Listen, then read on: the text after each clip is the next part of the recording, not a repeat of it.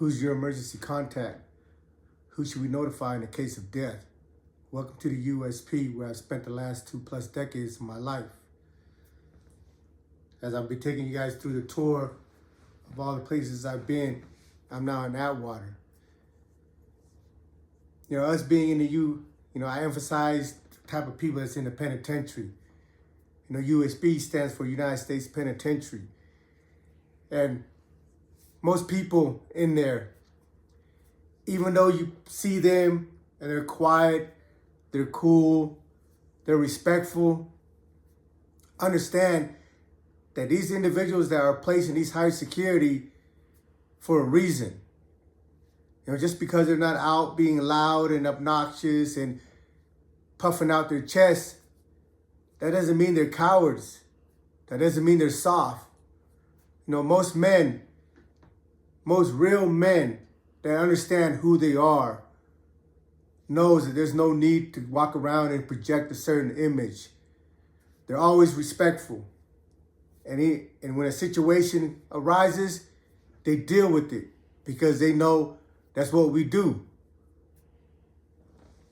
But sometimes people perceive you that you're soft or weak because you're quiet, because you mind your business. But then they find out the hard way. Like today, I'm going to share with you a DC homie named Kurt. I don't personally know him, but he was in a block in DA with my homeboys. And from everything that I've heard, he mind his business, but he likes to work out. I think, and out there we don't have weights. So some people go outside and grab themselves some sand, put it in you have people that sew in there. So they'll take the khaki pants and sew weight bags out of them. And people will go outside and fill it up with sand or rocks and bring it back into the unit and use it for their sandbag, for their workout. Yeah, we understand there's certain things that we can't have in the penitentiary. But like I pointed out, a couple episodes earlier about my homeboy who had some fiend, which are pornographic images. Yeah, they banned that back in '96 because of the Zimmerman bill. But him actually having that doesn't cause anybody any harm. If anything, it helps them stay out the way. But some COs, they don't want to use their discretion in the right way. You see somebody that has something that doesn't cause any harm to you as a staff member or to other inmates, why would you go over there and fuck with that individual? Same thing with the weight bags.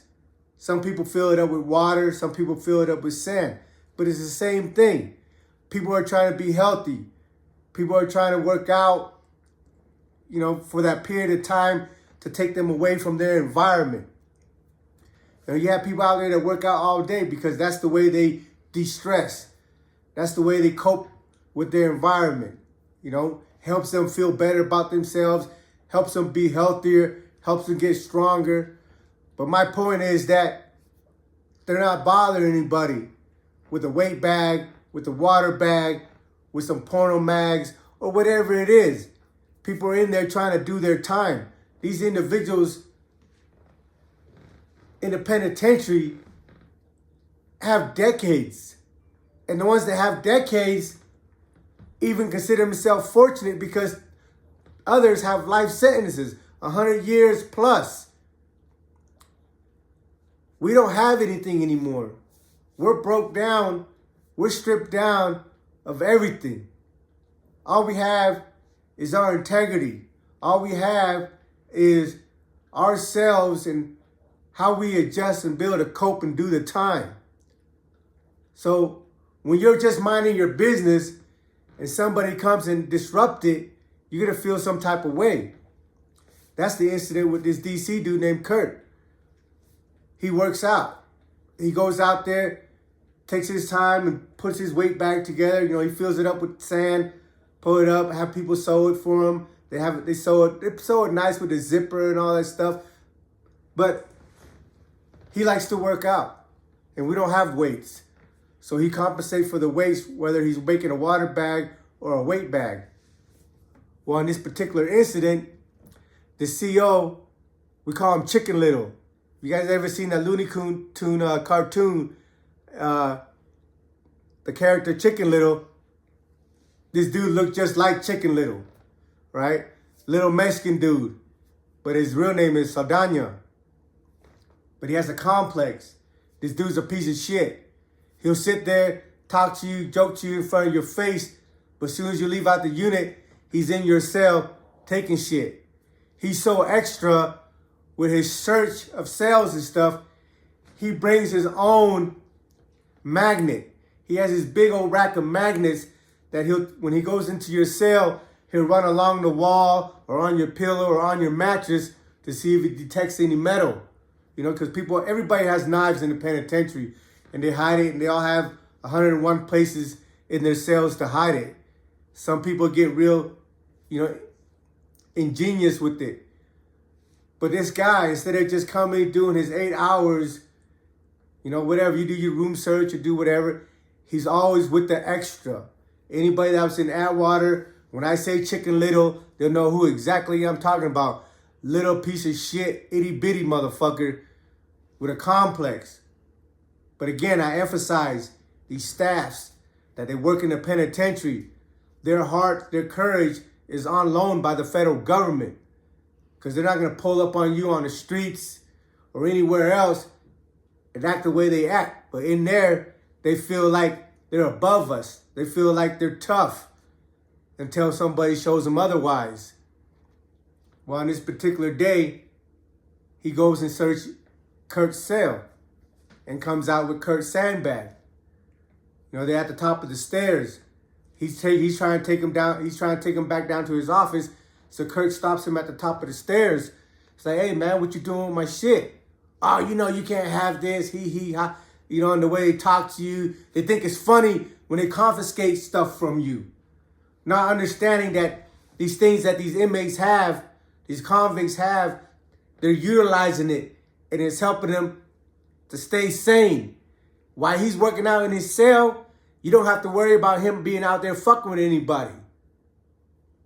But again, some staffs feel like going above and beyond their job. And sometimes some staffs, they get a kick out of fucking with you. They get a kick out of getting under your skin. When they take your property or when they do whatever they do, they get off on seeing you irritated and mad and knowing that you're handcuffed and because you can't do nothing because they know if you put your hands on them, they're going to charge you. So Kirk asked him, hey, put my shit back. I work out with that stuff. And so Donnie's like, yeah, whatever, man. We don't, whatever. I don't know the conversation, but most likely he kind of said, fuck you in so many words. I'm taking your shit. Well, the homie Kurt is doing a lot of time. Every DC inmates that are in the federal prison are really state prisoners, but they closed down all the state prisons in DC. So now everything that happens in the DC area, District of Columbia, is a federal case. But I ran to a lot of DC homies, and every single one of them I ran to, they got a lot of time to do. I don't know exactly how much time Kurt had, but Kurt felt like this dude is disrespecting him, thinking this shit is funny. So Kurt knocked his bitch ass out. His name is Saldana. We call him Chicken Little. Kurt knocked him out. Dude fell on his face and slid down the stairs. Well, at this time, it's procedure now that you have two staff members in every block because my homeboy and them, just a few years prior that I've shared with you, killed the police on the west side. So after they killed that police, all the guards, they have to wear a vest, which is supposed to help them stop the knife if they get punched, if they get stabbed.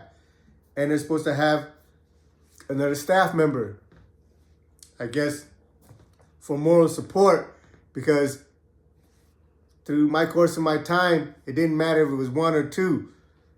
When one of them sees the other guy getting punished, he doesn't help, he runs. Well, I don't know if this other staff member was going to get a chance to show that he has some heart and come and help Chicken Little, because Kurt ran down the stairs and knocked his bitch ass out too. So he hit Saldana, knocked him out. He fell on his face, slid down the stairs. Kurt ran past him, ran down the stairs, and knocked out the other guard. I don't know how many times he hit him to knock him out, but he knocked him out unconscious. Then came back wherever Saldana was, if he was on the stairs or at the bottom of the stairs, and they said he punished him, stomped him out, beat the shit out of him, and broke his walkie-talkie over his head. Now, of course, you already know that the homie, DC homie Kurt, probably got more time for that. I don't know exactly how much time he got, and he probably got sent to ADX. I haven't heard anything after that incident. That was in another block. This is just what the homies told me. My homeboy from Glendale, Justin, he's a native. But my point is that these COs, over and over again, keep going above and beyond their job, but not up and beyond their job to try to save somebody and be a hero and do something good. They go up and beyond their job to fuck with people. And I don't know if a lot of these dudes are thick skull or just plain retards, but when they walk into the penitentiary, when they come to work, they walk through the lobby area. And in the lobby area, they have something like almost like a memorial where they have pictures of staff members that's been killed throughout the system. They have their pictures up on the wall. So when the COs walk in, they see these pictures of these slain staff members. And these pictures should emphasize that they are in a dangerous environment. These pictures should emphasize that don't get your picture on this wall. Don't conduct yourself in a way where you get your picture on this wall. But over and over again, some of these individuals, these staffs, these COs, these administrations choose to ignore that. Ignore the facts that they are working in a hostile environment, and that these are grown-ass men that have been condemned to decades and life sentences. You come to work, you do your 8 and hit the gate. When I speak on staff member, I'm not saying all of them, because there's been plenty that are respectful, that come do their job, mind their business. Of course, if you give them a reason for them to take you to the shoe or write you up or whatever, they're going to do it. But for the most part, they're respectful. They mind their business, because when they walk through that lobby and see all them pictures on the wall, they understand it and recognize it and respect it. But over and over again, you'll find some that don't. And when they don't, they get punished.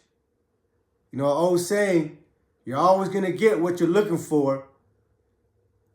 And if you're looking for to fuck with somebody because they don't think they're going to beat you up, or they don't think they're going to stab you or kill you, well, I'm here to tell you, hey, we all have a line that once it gets crossed, we don't give a fuck about the repercussions no more. We all have a certain level of tolerance. There's certain things that we can take and swallow, but it gets to the point where, fuck it. Fuck the consequences. Especially with men that conduct themselves a certain way, we go out of our way to be respectful. and people don't want to respect that, then we deal with them in a way that leaves no misunderstanding in how we feel about the situation. I don't know what they teach these staffs before they work in the penitentiary. They might teach them to recognize us or to see us as lesser human beings because we no longer have a name but an inmate number. But over and over again, some of them just can't get it through their head that we're men of standards. We're men of principles. We're here because, most of us is here because we was out there hustling, trying to feed our family. Yeah, and some of the extremes that we took to achieve that, might be a little hard for some people to understand. But at the end of the day, men have standards. Men like me, we have standards. We don't violate kids. We don't violate women. And we don't tell on people. Welcome to the USP.